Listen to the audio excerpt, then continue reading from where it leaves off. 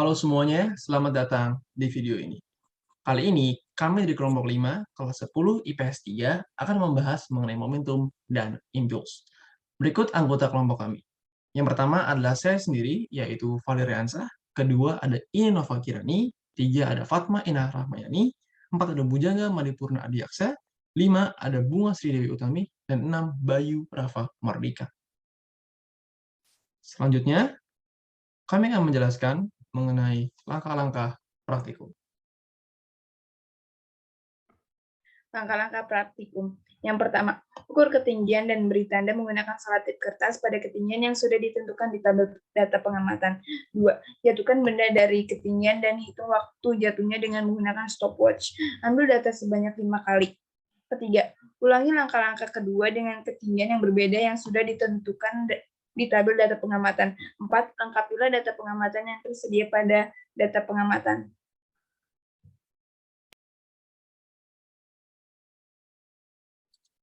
Data praktikum materi momentum dan impuls. Untuk objek yang pertama yaitu bola kasti. Tempat praktikum bola kasti ada dua, yaitu lantai dan meja.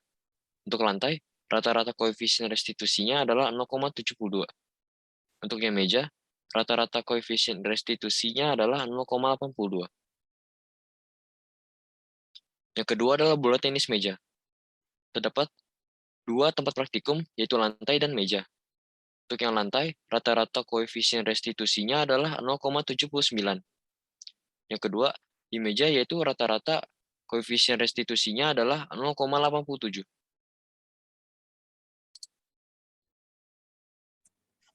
Berikutnya adalah analisis data. Yang pertama adalah analisis data dari bola kasti. Dihitung dari ketinggian 1,5 meter, E sama dengan akar 2/2 yang diperoleh hasil 0,707. Kemudian yang kedua adalah analisis data dari tenis meja.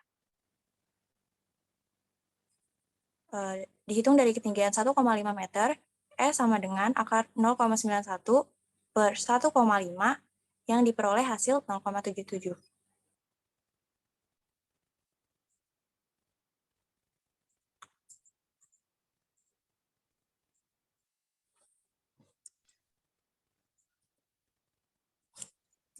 Berikutnya kesimpulan. Pertama, semakin besar suatu ketinggian benda, maka momentumnya akan semakin besar juga. Yang kedua, impuls merupakan perubahan kecepatan dari benda diam. Yang ketiga, percepatan pada sebuah benda sebanding dengan resultan gaya yang bekerja pada benda tersebut. Berikut merupakan dokumentasi foto dari kelompok kami ketika melakukan pengambilan data praktikum. Selanjutnya, kami akan membahas mengenai hukum Newton gravitasi.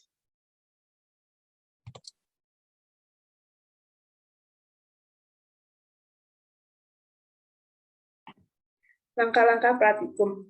Yang pertama, ukur ketinggian dan beri tanda menggunakan selotip kertas pada ketinggian yang sudah ditentukan di tabel data pengamatan. 2. Jatuhkan benda dari ketinggian dan hitung waktu jatuhnya dengan menggunakan stopwatch. Ambil data sebanyak 5 kali. 3. Ulangi langkah kedua dengan ketinggian yang berbeda yang sudah ditentukan di tabel data pengamatan. 4. Lengkapilah tabel pengamatan yang tersedia pada data pengamatan. Data pengamatan. Data yang kami dapatkan itu adalah ketinggian 1,5 meter, yang kami dapatkan rata-ratanya adalah 0,41 sekon. Yang kedua, 1,45 meter dengan rata-rata 0,39 sekon. Yang ketiga, 1,4 meter dengan rata-rata 0,33 sekon. Yang keempat, 1,35 meter dengan rata-rata 0,32 sekon.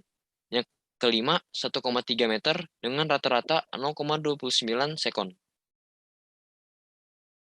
Analisis percobaan.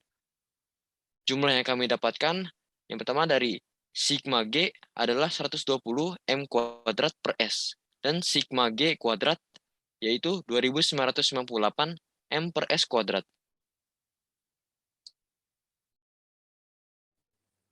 Berikutnya adalah analisis data. Delta X yang kami peroleh 42, rata-rata G-nya adalah 24 M per S kuadrat, ketidakpastian relatifnya adalah 10,8% dan ketelitiannya yaitu 89,92%. Berikut adalah grafik yang kami peroleh atau yang kami buat dari data-data tadi. Selanjutnya, kesimpulan. Dari pengamatan percepatan gravitasi yang telah dilakukan oleh kelompok kami, dapat disimpulkan bahwa gerak jatuh bebas merupakan gerak yang berfungsi untuk mencari gerakan gravitasi itu sendiri. Percepatan gravitasi bergantung pada massa benda, ukuran benda, dan ketinggian dari objek yang dilemparkan. Perbedaan percepatan gravitasi yang dihasilkan bola berbeda-beda. Hal tersebut dikarenakan jarak ketinggian bola yang dijatuhkan berbeda-beda. Berikut merupakan foto dokumentasi dari kelompok kami ketika pengambilan data praktikum. Sekian presentasi dari kelompok kami, dan terima kasih banyak semuanya.